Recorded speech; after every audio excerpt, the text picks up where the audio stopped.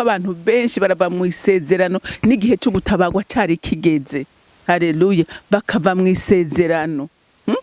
None mwumva Abigayili yavyifatamwo nabi, akacaza agatuka umugabo akamubwira nabi akivundagaza. Urumva Imana yaba ariko aratevya amasezerano yiwe. Erega kenshi twebwe turatevya amasezerano yacu bivanye n'inyifato turiko turagira.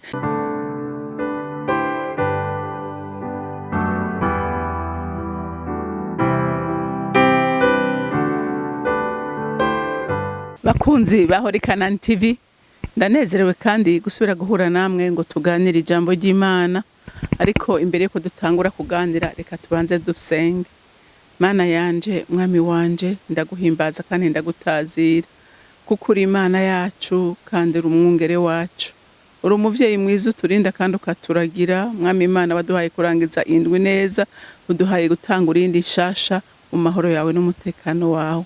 None mwami Imana, tuje tugushimira kandi tugushira hejuru kuko ari we utuma tubaho kandi ari we utuma dupfa. None ndakwinginze kubw'urukundo rwawe n'ubwo buntu, utwemerere n'ubuno gikorwa tugiye gukora, uzubane natwe kandi uturongore kugira ngo ibyo dukora byose biheshe icubahiro izina ryawe. Data, ndagushimiye kandi ndakuninahaje, icubahiro cyose n'amashimwe yose aba yawe. Nkaba ndabisenze ndabyizeye ko byumvise mu izina rya Kristo Yesu. Amen, amen. Ego twari twabonye yuko umudamu mwiza ari umuntu akwiye kuba umunyamasengesho. Igicaniro cyo mu mutima wiwe kidakwiye kuzima. Haleluya. Kuko dufise umwansi tugwanya ijoro n'umurango. Rero kugira ngo ushobore kumutsinda, nta kundi kuntu nakumushobora kumunesha atari uko nawe uhagaze ukaba mu mwuka. Ko ngo abo tugwana twarabonye ko atari inyama n'amaraso, ariko n'imyuka mibi. Rero imyuka ntushobora kuyigwanya uri mu mubiri, uyigwanya nawe uri mu mwuka. Haleluya. Rero turabona ko umuntu wese aba hafi y'Imana, yegeranye n'Imana, nukuri Imana iramuhezagira, iramugirira neza. Haleluya. Iramugirira neza, ikamuhoza amarira. Amen.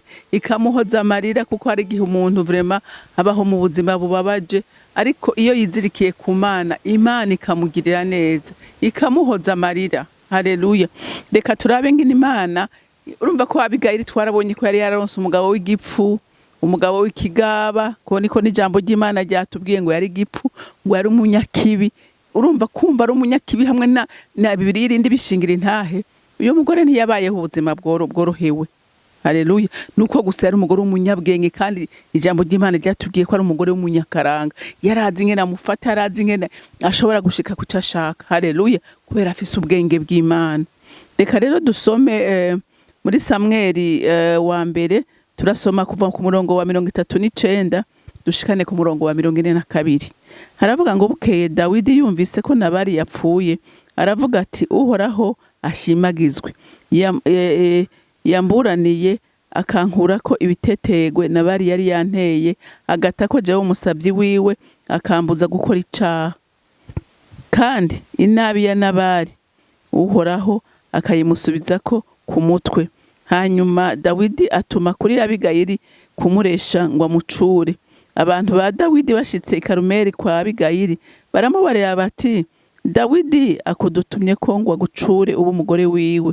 Ava hasi arunama yicisha bugufi, aravuga ati ehe ndi ncoreke yawe, umushumba kaze ukoza ibirenge by'abantu bawe databuja.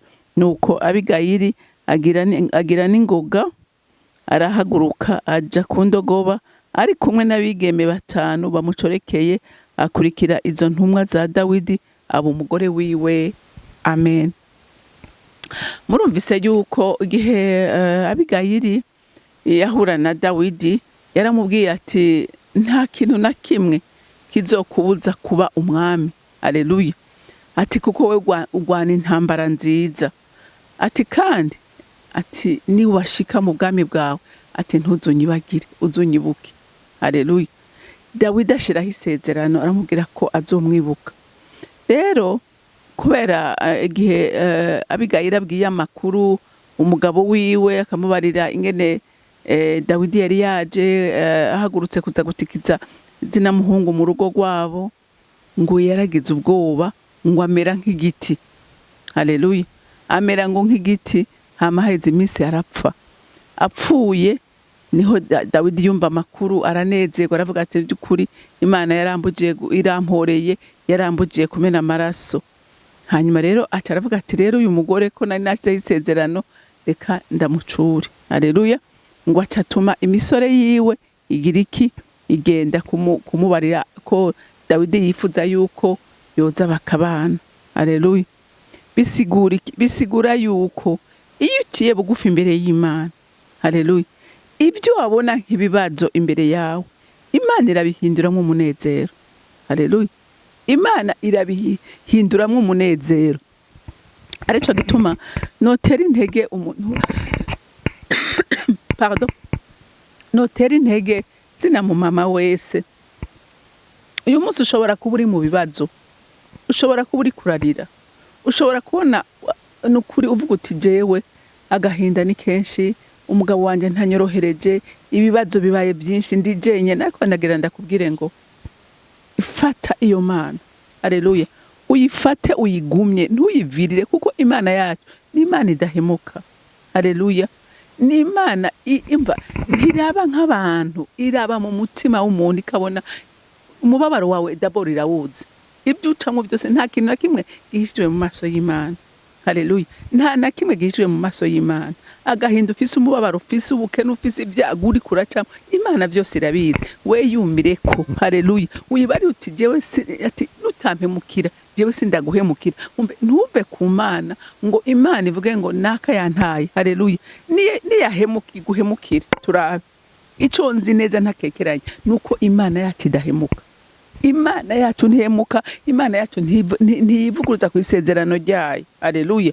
Haleluya. Uyigumye kwimugumako, uwemeye kugendana nayo iramwiyereka. Haleluya. Abigayiri Imana iravuga ati uyu mwana wanje ntakwiye guhereza aha. Haleluya. Ntakwiye guhereza aha kubana n'uyu mugabo. Imana iramuhindurira, ntiyicira inzira. Haleluya. Ntiyicira inzira avuga ngo je ndamuhebye ngizi nibi. Oya, yagumye ku Mana, aguma yubaha umugabo wiwe. Hama igitondo kimwe murabona ko Imana yacinzira ati bitavuye kuri Abigayiri, hanyuma imushikiriza iki? Imushikiriza umwami Dawidi. Haleluya. Imuha umwami Dawidi aba umugore w'umwami, aba umwamikazi. Rero nawe nukuri ngutera intege nkubwira ngo reka gutinya. Haleluya. Hareka gutinya kuko abantu benshi baraba mu isezerano n'igihe cyo gutabagwa cyari kigeze. Haleluya. Bakava mu isezerano. None mwumva Abigayiri yavyifatamwo nabi, akacaza gatuka umugabo akamubwira nabi akivundagaza. Urumva? Imana yabari ko aratevya amasezerano yiwe. Erega kenshi twebwe turatevya amasezerano yacu bivanye n'inyifato turiko turagira. Iyo twidoga canke iyo tugerageza kwicira inzira, Imana irabanza ikarorera. Haleluya. Ikarigika kurindira gushika umenye ko we watakintu na kimwe wo kwishobora utagishobojwe, utari Imana igushoboje. Haleluya. Abigayira n'igihe yabwira umugabo wiwe ngo yararindiriye. Haleluya. Ngo yararindiriye inzoga zamuvuyeko, ameze neza ashaka kumubwira kumva, amwiganira amakuru mu rupfasoni. Haleluya. Rero umugore w'ubwenge, umugore ashingira intaha Imana, imessage yose ayitanga mu bugwaneza no mu rupfasoni. Haleluya. Haleluya. Uyo Imana ntishobora kumwirengagiza. Bamama nukuri no babwira, hari abantu sinivyo no kugira, hari abamama bitwaye neza kandi impera n'imperuka Imana ikabaha kurangiza neza. Bimwe babura ya sufrance yose bagira, Imana ikabahoza amarira. Imana ikabahoza amarira. Imana yahojeje amarira y'Abigayiri, imuha urugo rwiza, imuha umugabo mukunda, imuha kuba umwamikazi. Haleluya. Kubera iki? Kubera yari umugore ijambo ry'Imana ishingira intahe n'abantu bashingira intahe. Haleluya.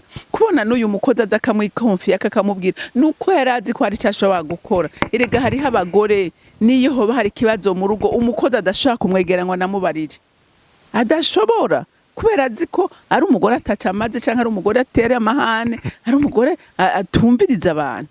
Ariko uyu mukozi kubona yaramwegereye nuko yarazi ko ari umugore atiye bugufi, ari umugore yumviriza, ari umugore azi cakora mu gihe cacu. Haleluya. Haleluya. Imana rero imugirira neza. Nawe ndagutera intege muntu w'Imana. Ndagutera intege ngo komera. Haleluya. Ibicantege birahari kandi byoye na Kristo yarabivuze. Yarabitubwiye. Ati umviriza sindababwiye ngo isi irimwo amahoro, ngo isi ngo imeze neza. Yaravuze ngo isi irimwo ibyago, irimwo intambara kuko umwasi yayijemo. Haleluya. Ati isi irimwo ibyago byinshi, irimwo amakuba menshi, ariko araduhumuriza. Aravuga ngo ariko nimuhumure. Haleluya. Ngo naranesheje urupfu na kuzimu. Haleluya. Iryo humure rero rifise abataho. Iryo banga rero rifiswe n'abatahuye n'abanywanye nabo. Haleluya. Rero nagira ndagutera intege muntu w'Imana. Nukuri nta handi hari ubutabazi. Nta handi hariho. Haleluya. Ubutabazi buri hehe? Buri ku Mana yacu.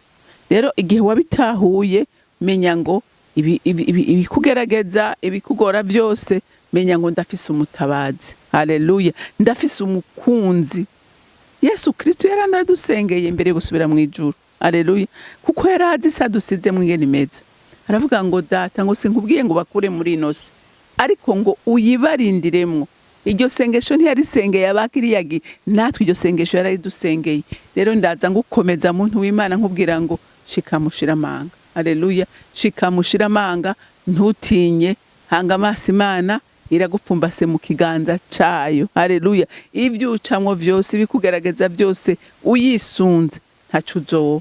Imana rero yo mwijuru ibampera umugisha. Mana data rugira byose uri mwijuru, nkomeza kugushimira Mana urukundo rwawe neza yawe. Nkomeza kugushimira ukuntu tugwanirira.